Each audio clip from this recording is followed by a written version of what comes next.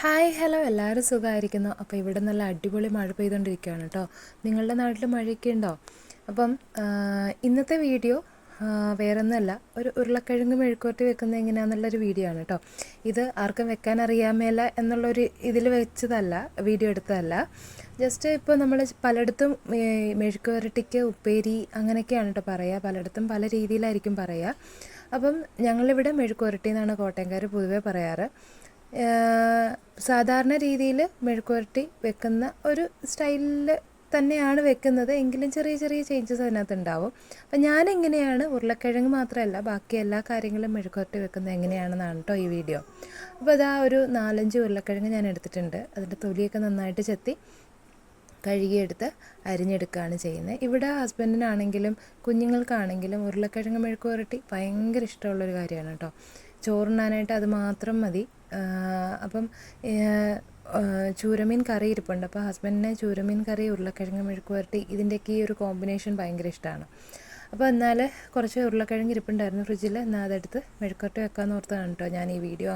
അപ്പോഴാണ് പ്ലാൻ ചെയ്യുന്നത് ഇങ്ങനൊരു വീഡിയോ ഇങ്ങോട്ട് എന്നാൽ എടുത്തേക്കാം എന്നുള്ളൊരു പ്ലാനിങ്ങിൽ എടുത്ത വീഡിയോ ആണ്. ഇന്ന് നമുക്ക് ഞാനിപ്പോൾ ഡ്യൂട്ടിക്കൊന്നും പോകുന്നില്ല. അപ്പോൾ ഞാൻ നല്ല ഫ്രീ ആണ് വീട്ടിൽ. അപ്പോൾ എന്താ ചെയ്യേണ്ടത് എങ്ങനെ എന്നൊക്കെ ഒരു പ്ലാനിങ്ങോടുകൂടി തന്നെയാണ് കാര്യങ്ങളൊക്കെ പോകുന്നത് കേട്ടോ. അപ്പോൾ ഇതാ ഉരുളക്കിഴങ്ങ് മെഴുക്കുവരട്ടി വെക്കാനായിട്ട് ഞാനൊരു ചെറിയ സവാള എടുത്തിട്ടുണ്ട്, 2 കറിവേപ്പില, അതേപോലെ തന്നെ ഒരു 4-5 വെളുത്തുള്ളി ചതച്ചെടുത്തിട്ടുണ്ട്.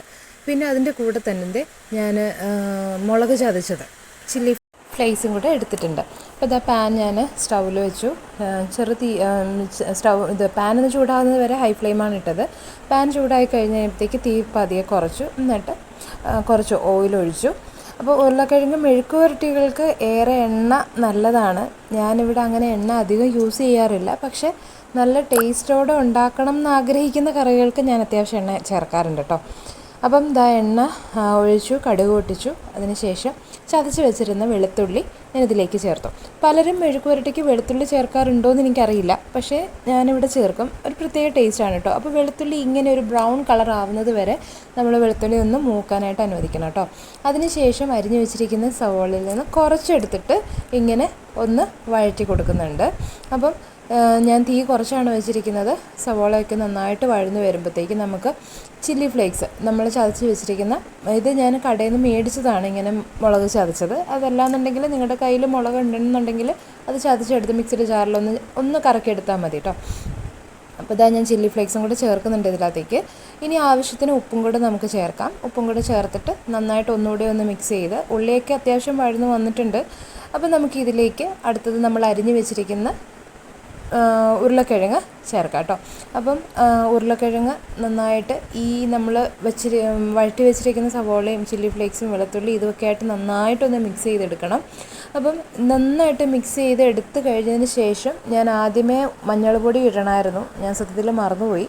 അപ്പോൾ ഞാൻ ഉരുളക്കിഴങ്ങെല്ലാം മിക്സ് ചെയ്ത് കഴിഞ്ഞിട്ട് ഇതെന്താ കളറില്ലാത്തതെന്ന് ഓർത്തപ്പോഴാണ് ഞാൻ മഞ്ഞൾപ്പൊടി ചേർത്തത് കേട്ടോ. അപ്പോൾ ഇതാ മഞ്ഞൾപ്പൊടിയൊക്കെ ചേർത്ത് നന്നായിട്ട് വഴറ്റി എടുത്തിട്ടുണ്ട്. അപ്പം അതൊന്ന് വെന്ത് കഴിയുമ്പോഴത്തേക്കും നമുക്കിതാ നല്ല ടേസ്റ്റാണ് കേട്ടോ. ഇപ്പോൾ ചോറിൻ്റെ കൂടെ, ചൂട് ചോറിൻ്റെ കൂടെയൊക്കെ നല്ല ടേസ്റ്റാണ്. അപ്പോൾ നിങ്ങളെല്ലാവരും ഈ രീതിയിലൊന്ന് മെഴുക്കുവരട്ടി വെച്ച് ട്രൈ ചെയ്യണം. എന്ത് തന്നെ, ഉരുളക്കിഴങ്ങെന്നല്ല, എന്ത് തന്നെ വെച്ചാലും ഇങ്ങനെ വെച്ചാലും നല്ല ടേസ്റ്റാണ് കേട്ടോ. അപ്പം വീഡിയോ ഇഷ്ടമായാൽ ലൈക്ക് ചെയ്യുക, ഷെയർ ചെയ്യുക, സബ്സ്ക്രൈബ് ചെയ്യുക. താങ്ക്